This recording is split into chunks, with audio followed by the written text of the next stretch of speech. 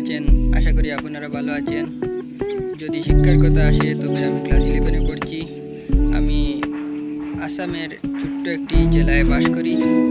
উনি আমার ভিডিও এবং থাম্বনেল দেখে বুঝতে পারছেন যে এটা আমার ফার্স্ট ব্লগ। আপনারা আমাকে বেশি বেশি করে সাপোর্ট করবেন। আর আমাদের গ্রামের দৃশ্যটা দেখুন।